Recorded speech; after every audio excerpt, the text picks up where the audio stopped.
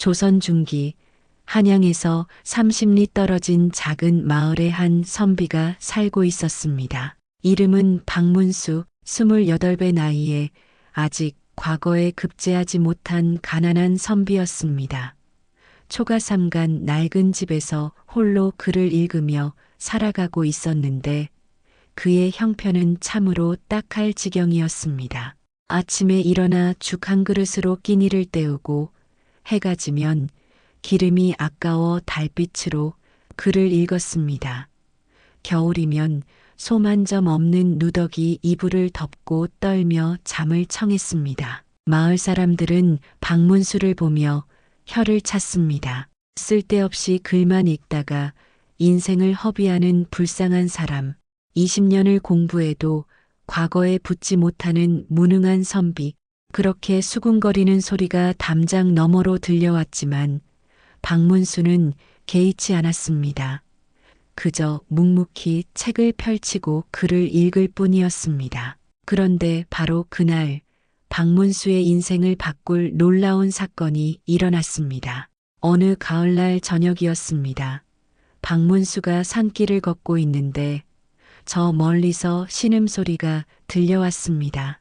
사람 소리가 아니었습니다. 짐승의 신음이었습니다. 소리를 따라가 보니 큰 바위 틈에 호랑이 한 마리가 끼어 있었습니다. 박문수는 깜짝 놀라 뒤로 물러섰습니다. 호랑이는 사람을 잡아먹는 무서운 짐승이었습니다. 하지만 자세히 보니 그 호랑이는 사람을 해칠 힘도 없어 보였습니다. 앞발에 큰 가시가 깊이 박혀 있었고 그 상처에서 피가 흘러나오고 있었습니다. 먹이를 찾아다니다가 바위 틈에 끼어 꼼짝 못하는 상황이었습니다. 호랑이는 박문수를 보며 애처로운 눈빛을 보냈습니다. 박문수는 한참을 망설였습니다. 저 짐승을 도와줘야 하는가? 자칫 잘못하면 목숨을 잃을 수도 있었습니다.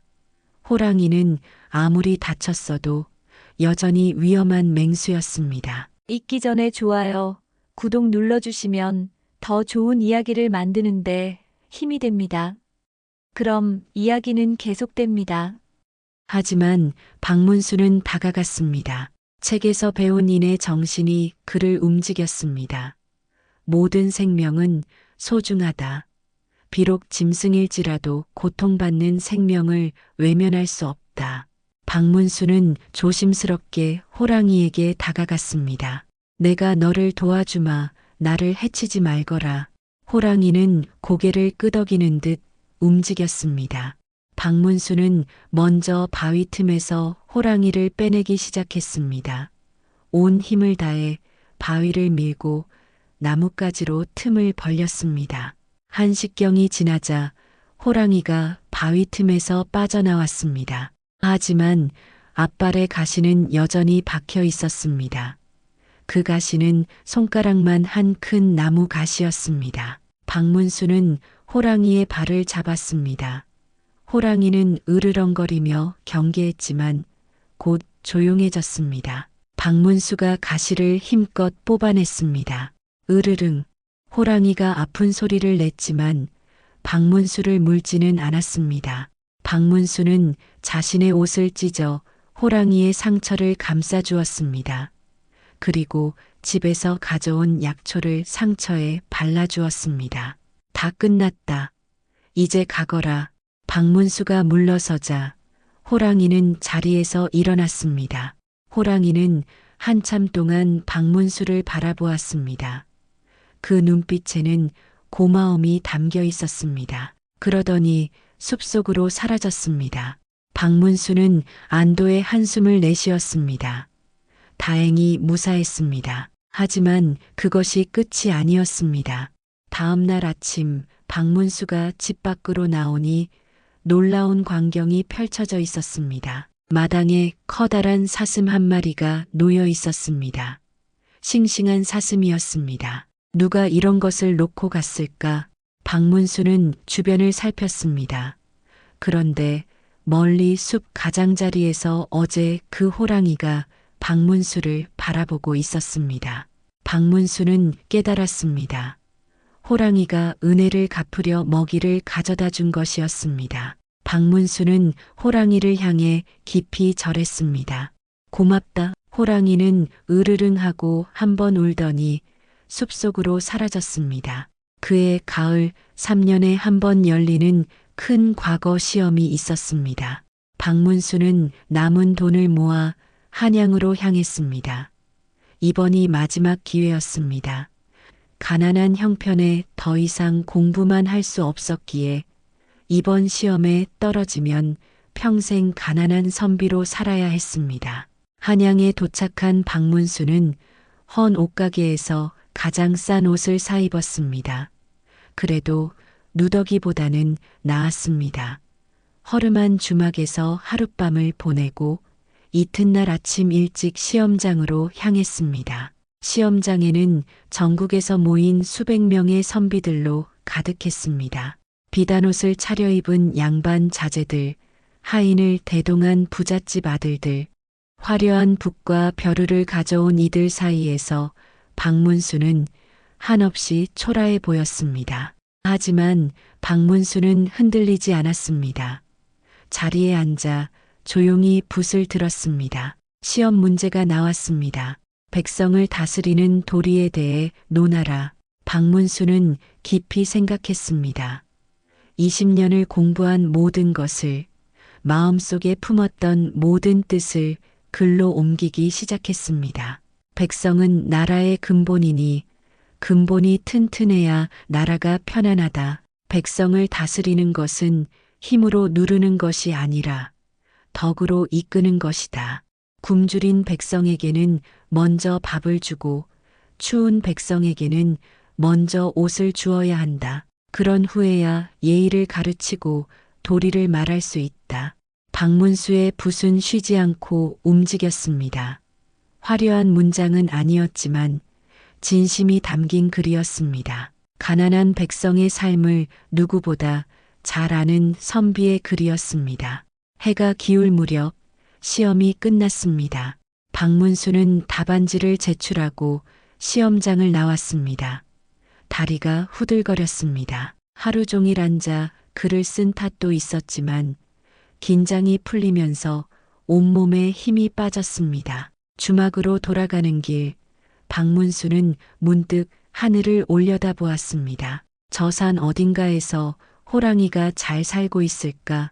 그런 생각을 하며 걷는데 갑자기 앞에서 낯익은 형체가 보였습니다. 멀리 산기슭에서 호랑이 한 마리가 박문수를 바라보고 있었습니다. 박문수가 구해준 바로 그 호랑이였습니다. 앞발의 상처 자국이 아직도 희미하게 보였습니다. 박문수는 반가워 손을 흔들었습니다. 호랑이도 으르릉하고 울며 꼬리를 흔들었습니다. 그러더니 어디론가 사라져버렸습니다. 시험 결과는 한 달 후에 발표되었습니다. 그 한 달이 박문수에게는 1년처럼 길게 느껴졌습니다. 낮에는 불안하고 밤에는 초조했습니다. 주막 방세를 낼 돈이 떨어져 박문수는 한양성 밖의 움막으로 거처를 옮겼습니다. 하루에 한 끼 주막에서 남은 밥을 얻어먹으며 버텼습니다. 그러던 어느 날이었습니다. 박문수가 움막 앞에 앉아 멍하니 하늘을 바라보고 있는데 숲에서 무언가 움직이는 소리가 들렸습니다. 고개를 돌려보니 그 호랑이였습니다. 호랑이는 입에 토끼 한 마리를 물고 있었습니다. 박문수 앞에 토끼를 떨어뜨리고 호랑이는 박문수를 바라보았습니다. 박문수는 눈시울이 뜨거워졌습니다. 내가 나를 걱정해 주는구나. 다음 날도 호랑이가 왔습니다. 이번에는 꿩을 물고 왔습니다.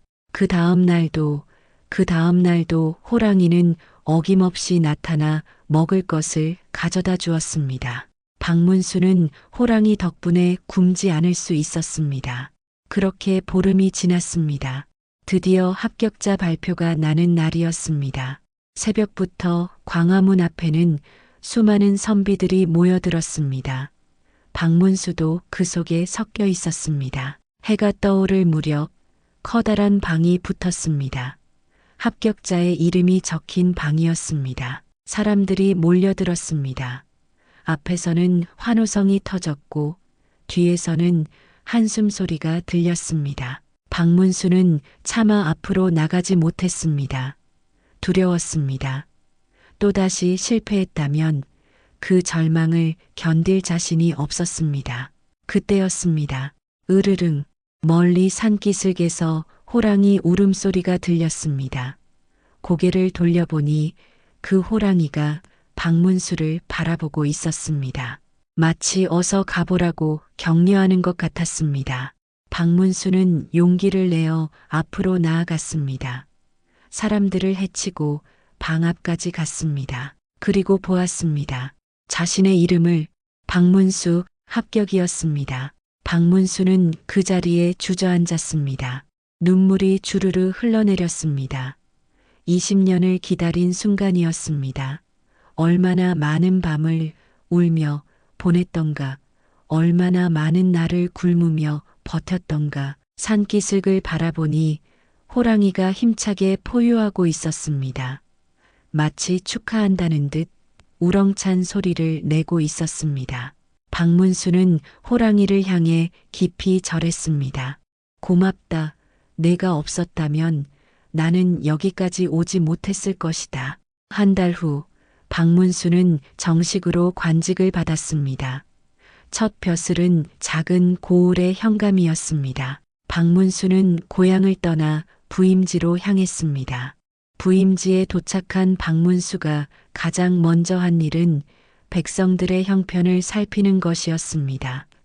직접 마을을 돌아다니며 굶주린 이들을 찾아냈고 관청에 곡식을 풀어 백성들을 먹였습니다.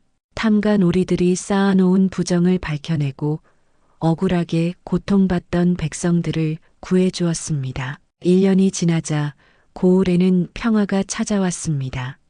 백성들은 박문수를 칭송했습니다. 2년이 지나자 박문수의 명성이 조정에까지 퍼졌습니다. 임금께서 직접 박문수를 불러 올렸습니다. 한양으로 올라온 박문수는 예조 자랑의 벼슬을 받았습니다. 그리고 그날 밤 숙소로 돌아온 박문수는 창문 밖에서 익숙한 소리를 들었습니다. 으르릉 창문을 열어보니 그 호랑이가 지붕 위에 앉아 있었습니다. 박문수는 웃으며 말했습니다. 너도 나를 따라 한양까지 왔느냐? 호랑이는 고개를 끄덕이는 듯 몸을 까딱거렸습니다. 하지만 한양은 만만한 곳이 아니었습니다. 조정에는 권력을 쥔 간신들이 득실거렸습니다.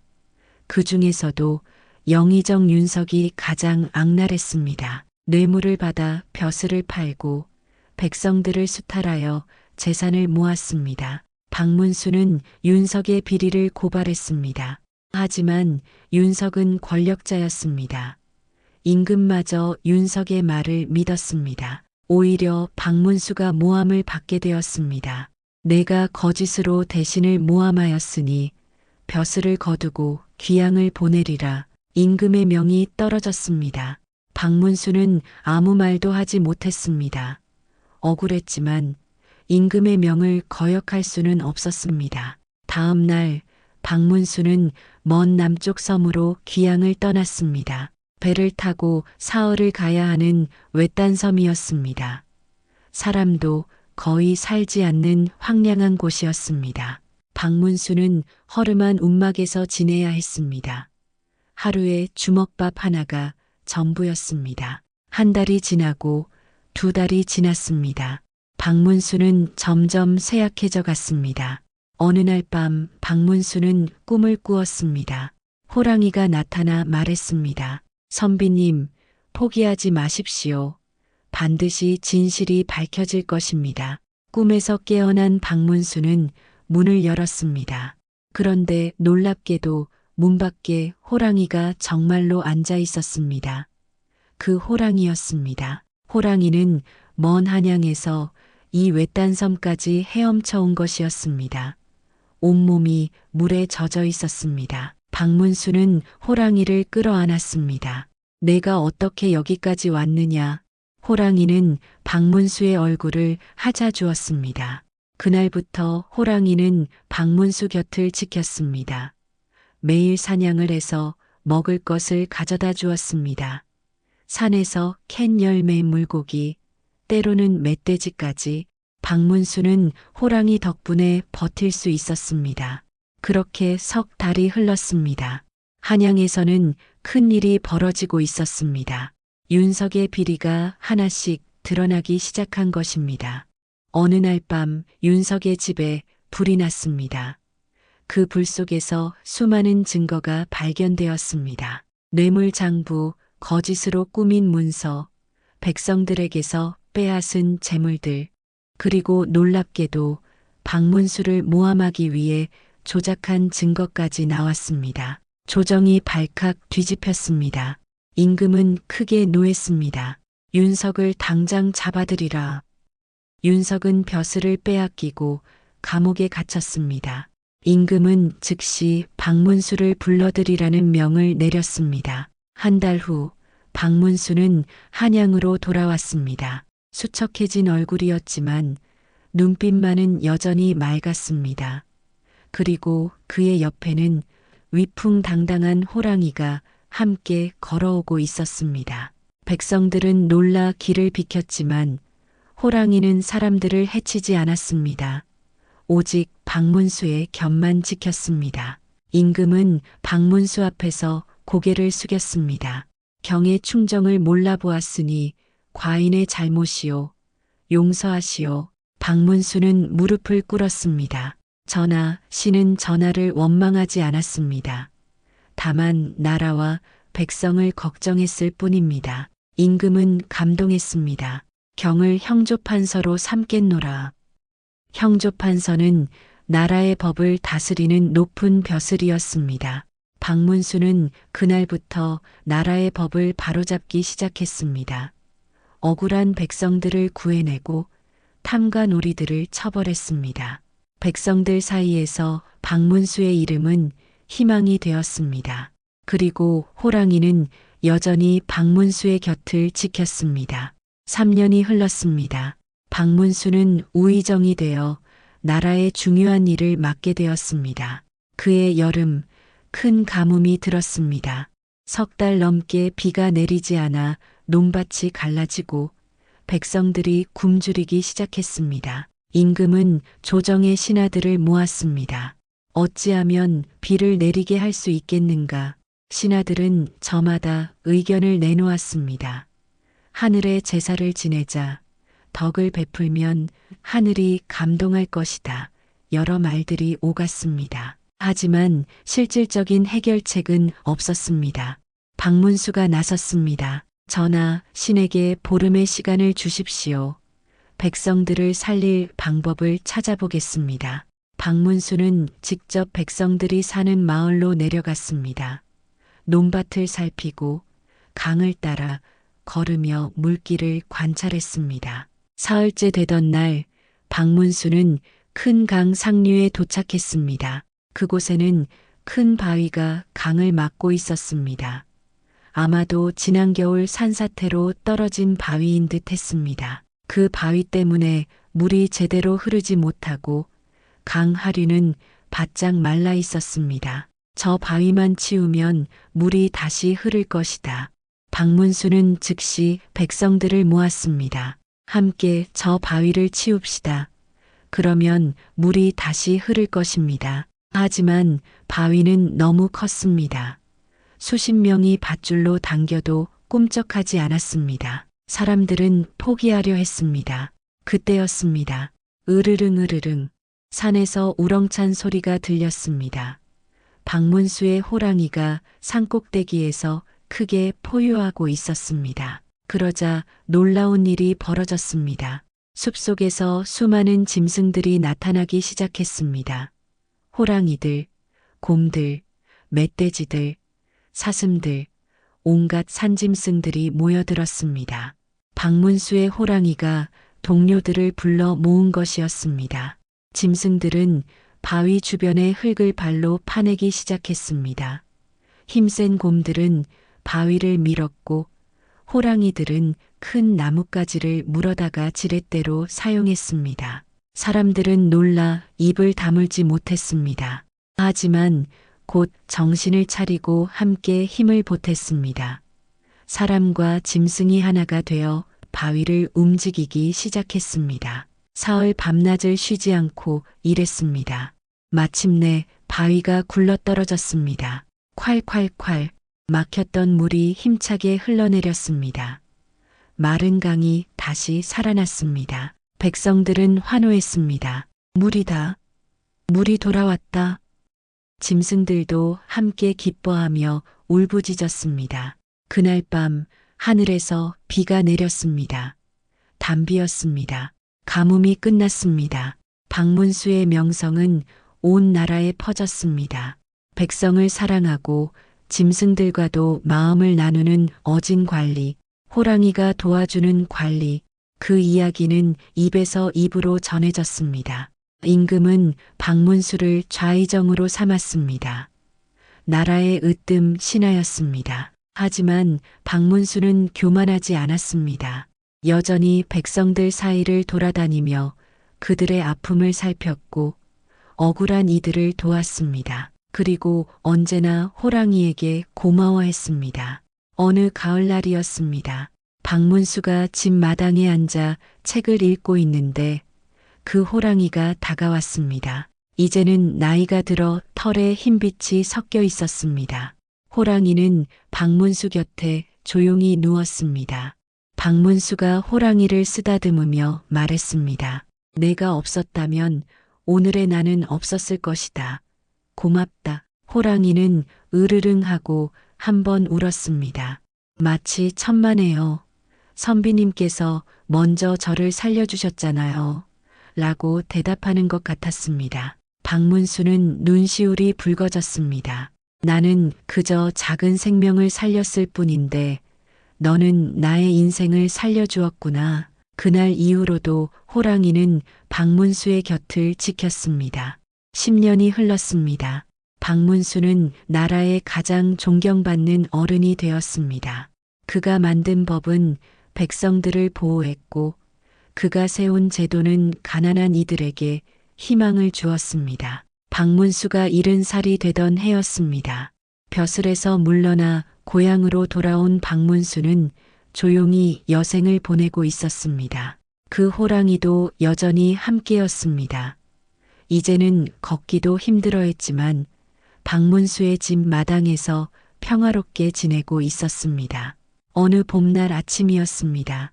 박문수가 마당에 나가보니 호랑이가 조용히 눈을 감고 있었습니다. 숨을 거둔 것이었습니다. 박문수는 호랑이를 끌어안았습니다. 눈물이 주르르 흘러내렸습니다. 고맙다. 평생을 함께해 주어서 나의 은인이자 친구였다. 박문수는 집 뒤편 아름다운 언덕에 호랑이를 정성껏 묻어주었습니다. 그리고 큰 비석을 세웠습니다. 여기 나의 생명을 살려준 친구가 잠들다. 그날 이후 신기한 일이 벌어졌습니다. 호랑이의 무덤 주변에 아름다운 꽃들이 피어나기 시작한 것입니다. 봄이면 진달래가, 여름이면 백합이, 가을이면 코스모스가 만발했습니다. 그리고 매년 봄이 되면 산에서 호랑이들이 그 언덕으로 찾아와 우렁차게 울었습니다. 마치 죽은 동료를 기리는 것 같았습니다. 박문수는 그 광경을 보며 깨달았습니다. 작은 선행 하나가 이렇게 큰 은혜로 돌아온다는 것을, 그리고 그 은혜는 단순히 받은 이에게서만 오는 것이 아니라 세상 모든 생명들로부터 온다는 것을. 박문수는 75의 나이로 조용히 눈을 감았습니다. 그가 죽던 날 온 산의 호랑이들이 모여들어 사흘 밤낮을 울었다고 합니다. 박문수의 무덤 옆에는 호랑이의 무덤이 있었고 두 무덤 주변으로는 사계절 내내 꽃이 피었습니다. 이 이야기는 오늘날까지 전해져 내려옵니다. 가난하고 힘없는 선비가 위험을 무릅쓰고 다친 호랑이를 구한 것이 결국 그의 인생을 바꾸었다는 이야기. 그리고 그 은혜는 끝없이 이어져 수많은 생명들에게 퍼져나갔다는 이야기. 우리는 이 이야기에서 배웁니다. 세상에 쓸모없는 생명은 없다는 것을, 아무리 무섭고 두려워 보이는 존재라도 도움이 필요할 때가 있다는 것을, 그리고 진심 어린 선행은 반드시 돌아온다는 것을, 오늘 우리가 만나는 작은 생명, 작은 인연을 소중히 여기십시오. 그것이 언젠가 우리를 살리는 큰 은혜가 될 것입니다. 박문수와 호랑이의 이야기는 이렇게 끝을 맺습니다. 하지만 그들이 남긴 가르침은 영원히 우리 곁에 남아 오늘을 살아가는 우리에게 따뜻한 위로와 희망을 전해줍니다. 오늘 이야기 어떠셨나요? 댓글로 여러분의 생각을 나눠주세요. 감사합니다.